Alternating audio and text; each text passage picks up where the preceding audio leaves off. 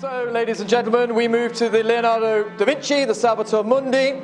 Leonardo Salvator Mundi selling here at Christie's. $400 million is the bid, and the piece is sold. The gavel came down in New York last night, and when it did, an anonymous buyer had paid a record-smashing price for a very famous painting. Everybody's been talking about this story today. It's an amazing story. We've never seen anything like what we've seen yesterday. It was really a whole other dimension. But the work has a controversial past. Christie's, where it was sold, insists it was painted by Da Vinci.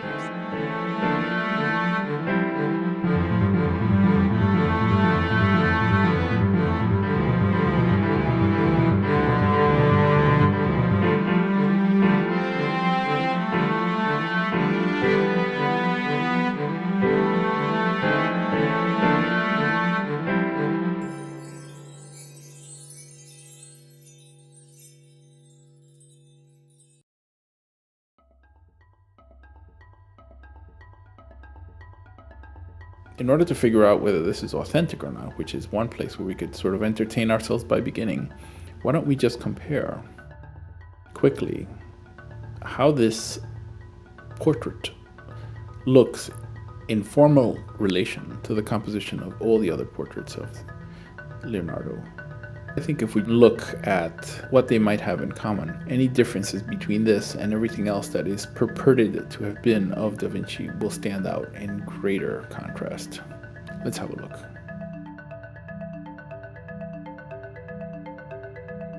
Let's look here, for example, at the Annunciation. Perhaps the first painting in which you could say there are portrait-like elements in here. Two people are staring at each other. We don't have to get into who's who. The main thing is I want you to look at the formal property of where the posture and what the positioning is of each of the specific subjects. Now we're going to be looking at a few paintings, so let me just go ahead and take you right to the next one. Here you may notice that there are actually 4 people in this next painting, going to 1483.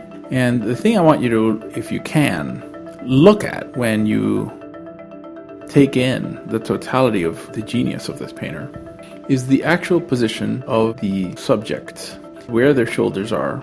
And I think you'll agree with me that something interesting will happen. If you're not clear on exactly where this is all pointing, I will break it down in just a few seconds. For example, here's a portrait of a musician from 1490, which happened to have been a very productive year for Leonardo. Once again here, just look at the shoulders, look at the poise and the posture. His very famous Last Supper. There are 14 people here, all turned in different directions. Once again, another portrait, 2. And this portrait was done as well as a copy of the first. We're now up to the year 1503, and at this point, once again, another portrait of the Virgin with child. If you just keep focused on the positioning of the individuals, you might imagine that perhaps this is all going somewhere, and it is. In the composition of portraiture, it's very important to take into account the way in which subjects are laid out. They are always positioned in a specific way that is almost a fingerprint of the painter. 1478, 1480, 1481, the adoration of the 3 kings, the adoration of the baby Jesus, Adorazione dei Magi. Another simple portrait. I guess I don't have to tell you who this one is. And I just keep looking at the positioning of each of the subjects. From the notebooks, a similar pattern will emerge. It's not a pattern that I'm going to point out exists completely without exceptions, and this is one of them.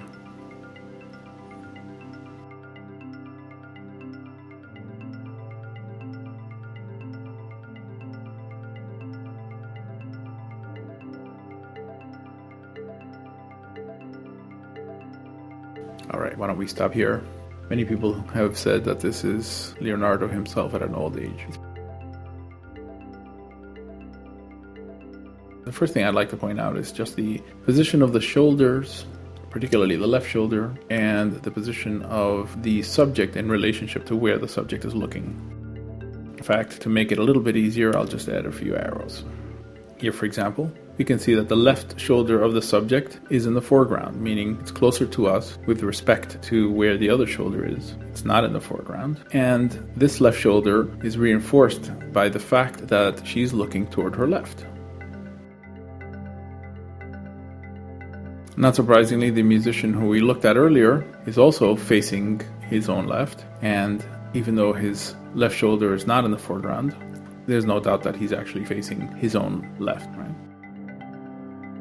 Here we have the left shoulder in the foreground, and once again, she's looking to the left. In the Last Supper, if you notice, the preponderant majority of the subjects are actually looking to their left, including Jesus, who's not only looking to his left, he's actually also looking down, a gesture that we see in other parts, which I have to believe has some esoteric meaning. The Madonna in this particular study, once again, not only is her left shoulder in the foreground, but in addition, she's also looking left. Now here's one who is also looking left and whose left shoulder is in the foreground, even though she herself is what appears to be in front of us. So we have an almost over-the-shoulder shot. Kind of unusual, but it's the same exact intention. Now this particular study, once again, not only is the subject looking toward the left, her head is actually turned at an angle that emphasizes or favors the left. As does this study of this apostle's head. Once again, we see that the shoulder is in a way in which things are moving in the left. The head of this woman, we don't need an arrow for. You can quite clearly see that she's again looking in that same direction. As is this gentleman, once again looking left, not necessarily up, but definitely functioning in a direction toward one side of the drawing. Now, this is fascinating for me because this is the study of an apostle's head surrounded by a number of other ornamental elements that support it. However, his left shoulder is once again closer to us with respect to the other shoulder, and he's looking to the left. He happens to be facing in what appears to be a very different position, but nonetheless he's still looking to the left, even though he's not looking at us. He's got his back turned to us. The young lady with a fur, looking once again in a way where her left shoulder is in the foreground and she's looking toward her left. Isabella d'Este, once again, you can see she's clearly looking to the left. If you don't think so, remember that the position of the shoulders is favoring the fact that she should be more or less looking, if she were looking in front directly, she'd be looking at a kind of angle rather than directly toward the left of this particular sketch. Here again we have a kind of over-the-shoulder shot, study of an angel, but it's very evident to us. Her left shoulder is in the foreground and she's looking over to the left at us. Now, as softly as the angle of this poise seems to be suggesting it, it's nonetheless clear that there's a stronger evidence of the front and left than there is toward the right, for example, or the center. Here, the head of St. James the Less. Another detail, look at how strongly, how twisted these characters really are. If you want to think about a really powerful angle, look at this one. He's practically craning his neck. And of course, good old Judas, turning away from us.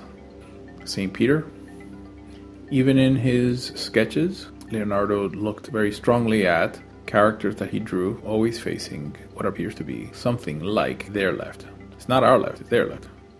Mary Magdalene, looking to the left again. The old man, guess where? Another old man, same position. Once again, this masquerader facing his left. Drawing of Salai. Notice the left shoulder is more evident than his right shoulder. Even here he finds room, Leonardo does, for a little bit of emphasis. We understand that he's actually turned. The drawing of a fancy dress costume, once again looking to the left. Now here's an example of something that you might think breaks that rule, because this young lady is actually looking to her right. Although once again, let's be clear, her left shoulder is what's in the foreground. In a way, you could say that we see more of her shoulder than we see of her face. The shoulder is fully rounded and right in front of us, and her face appears only in a two-dimensional profile. Narcissus, another example, that even if he's turning away from the left, it's the left shoulder that comes toward us. An angel in red with a lute. Once again, even if he's turned to the right, it's that left shoulder that seems to always be closer to us. Now in this one, in the baptism, we actually see Jesus once again. Remember, I mentioned this from the Last Supper. The idea that he's not only turning to his left, but looking down. Left. This one I would say is perhaps a neutral example of this, but nonetheless, the left-looking characters are stronger than the right-looking characters. This is an example I'll point out later as well here. This is a rare example of the opposite, where she's not looking to her left and her right shoulder is in the front. But considering how many we've actually seen up to now, we would think this is a little bit of an anomaly. And right here, designed for St. Anne, also not looking to the left. Just pointing out some of the examples here. And St. John in the wilderness. He's looking to his left, there's no question about it. And once again, we see more of his left shoulder than we see of his right shoulder. They're both looking to the left.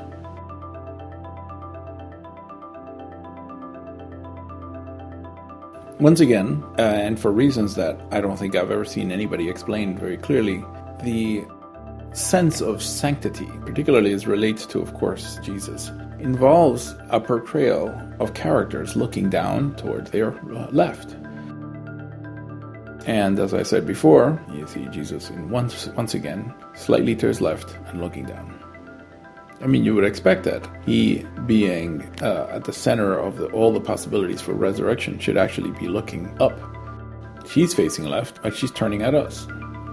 And this is fascinating. The little baby Jesus is not looking left, he's actually looking up. And she's slightly looking at him, but she's turned so that her angle, with respect to our view, favors her left shoulder. Once again, in this situation, we have his left shoulder in the foreground, and she's looking down to the left.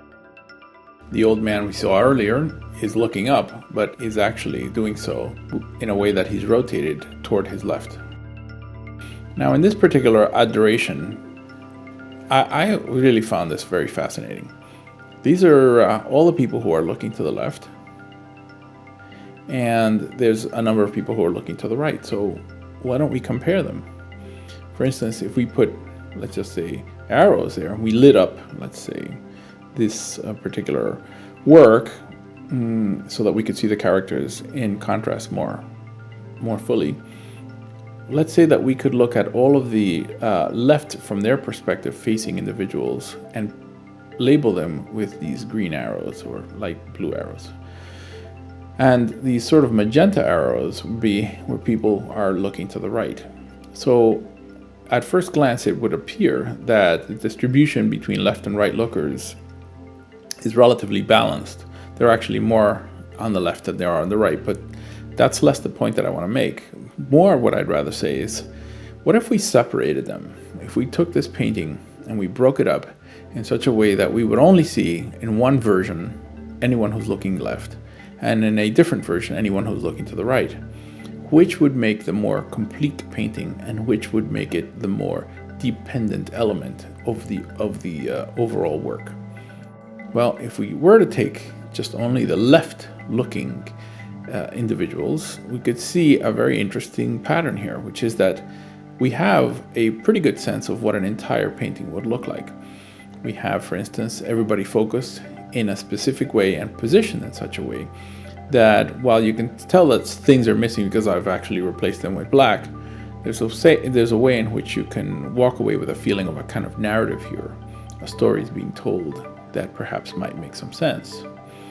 The opposite is not true, however, because if we then separated only the right element, you would see that there's a kind of chaos here. The right-facing people are as subjects, not in the right posture, not in the right poise, not in the right position, and they're certainly not as organized in the painting. So if you saw a painting like this, for example, and you saw the previous version of it, side by side, one would tell you that it's more of a complete sense of the work than the other. So altogether, you can clearly see that the work might hide the fact that left and right seem to work together here. But make no mistake about it, he's very clear about his composition. Left shoulder in the foreground.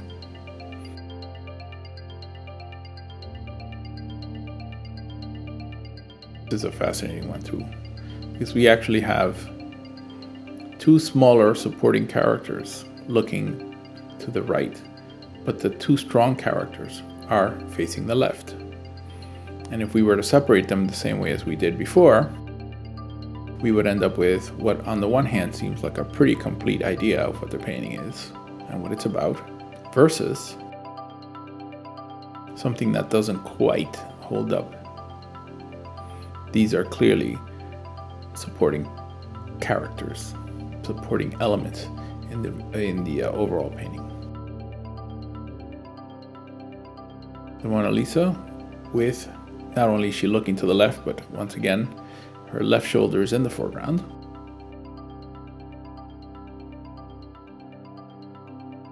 And as with Jesus, here we have a painting which somehow seems very un-Leonardo-like to me, but nonetheless that could have been as a result of many decisions that have been made possibly over the years to try and conserve and preserve this painting, including possibly giving it highlight, contrast, and color that wasn't in the original work. But nonetheless, there's a sense in here in which, if you look at what the hand is doing, it's pointing very distinctly to the left, down at the bottom. And the old man, shoulder and face, both left. This character appears to not be looking to the left, but his left shoulder is very much, again, in the foreground. The old man, clearly looking to the left. This is considered Leonardo's last painting. Here we have St. John the Baptist before his epiphany. His bon vivant and rakish ways are evident in his face, but notice how the right being emphasized here. He's pointing up to the right, his right shoulder is in the foreground, and he's turned slightly with his head toward the right. Is there something about right and left here that tells us the difference between earthly and otherworldly? So when we last close with this very expensive painting, Salvator Mundi has several problems, including, for example, the fact that when Vasari, in his Lives of the Artists, was writing that at the time that this painting was purportedly made, Leonardo was busy turning down already other important commissions so that he could engage himself in the study of optics. And of course, sure enough, the globe in his left hand shows no distortion of light going through it. You can see that his robe is very clearly undisturbed by the fact that we can see through this glass, but whenever you twist glass, you twist light, so that shouldn't have been the case.